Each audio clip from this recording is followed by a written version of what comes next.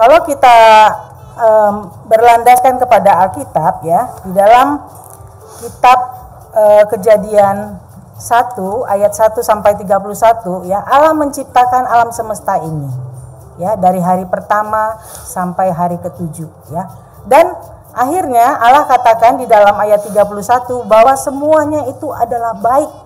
Di ayat 28 dikatakan ya, ini beranak cuculah dan bertambah banyak, penuhilah bumi dan taklukkanlah itu, berkuasalah atas ikan-ikan di laut dan burung-burung di udara dan atas segala binatang yang merayap di bumi. Apa maksudnya ini Mbak Emma? Semua alam semesta yang diciptakan Tuhan adalah untuk kebutuhan manusia ya. Nah, dikatakan di situ selanjutnya apa? Beranak cuculah. Beranak cuculah artinya kita punya keturunan, anak beranak, sampai sekarang begitu banyak manusia di bumi ini. Tetapi dikatakan di situ berkuasalah, kuasailah ya, alam semesta ini.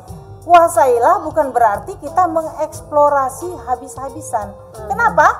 Karena ingat ada anak cucu kita. Betul. Nah, jadi kita di dalam pembangunan, di dalam kegiatan apapun itu, kita harus ingat ada anak cucu kita yang akan meneruskan kehidupan di alam semesta ini.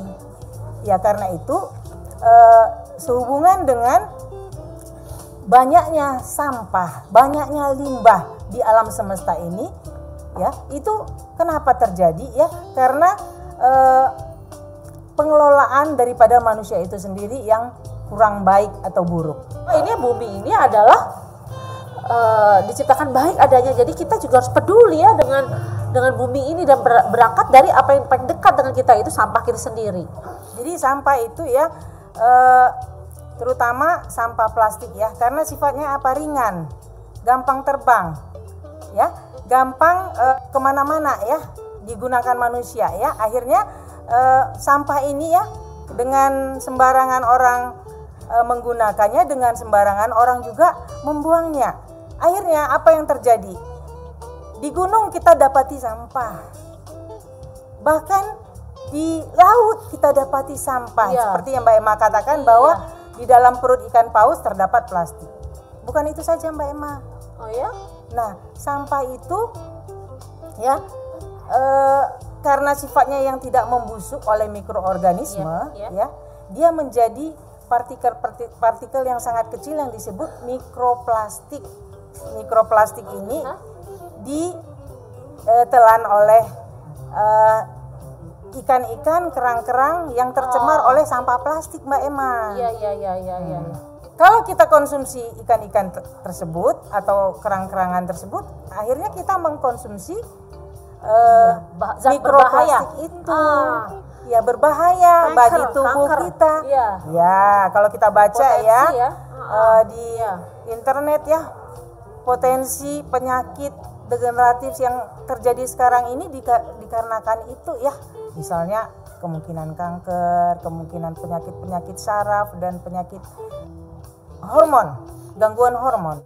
Bu Sari juga sudah melakukan beberapa hal gitu, atau Bu Sari dengan siapa saja sudah mulai melaksanakan kegiatan-kegiatan untuk mengurus sampah pribadi ini?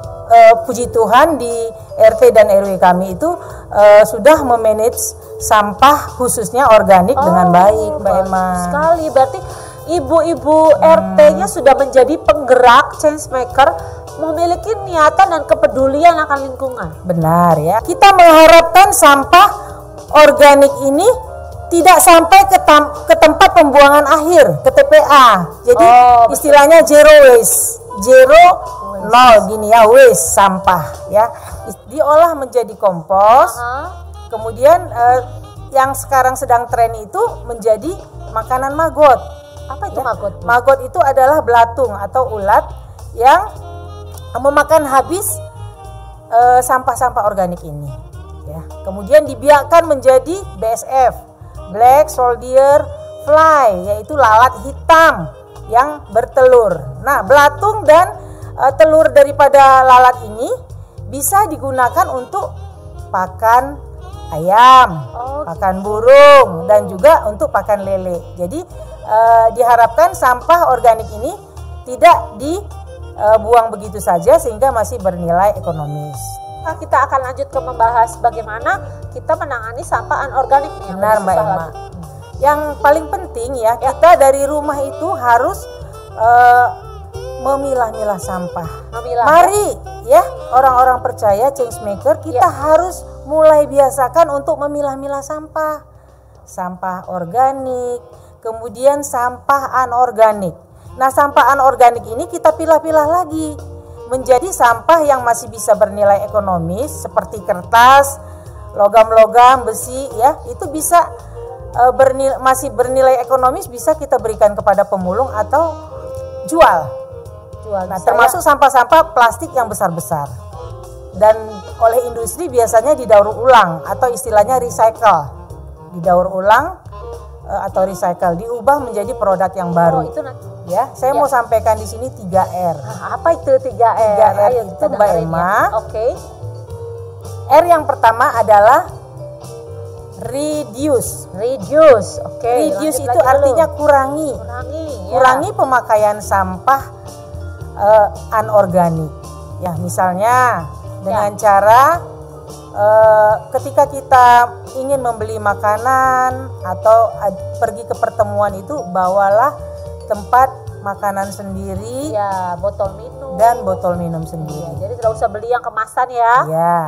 Dan juga ketika kita pergi ke supermarket atau pasar tradisional, bawalah kantong belanja sendiri. Betul sekali ya.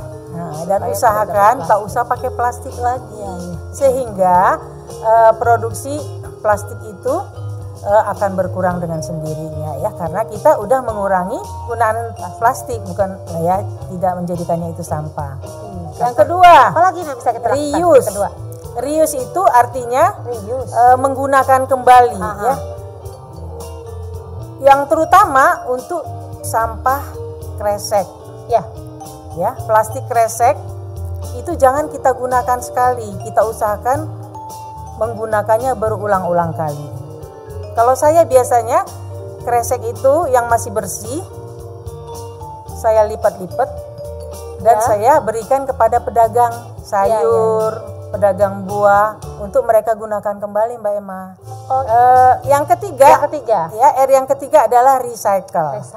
Recycle itu bisa oleh kita sendiri, misalnya dengan menjadikan plastik-plastik kresek ini menjadi benda lain, barang lain, misalnya dompet, tas, dan lain sebagainya. Saya mau mengajak change maker untuk memiliki paradigma yang baik dan benar ya, bahwa kita ini adalah garam dan terang dunia ya.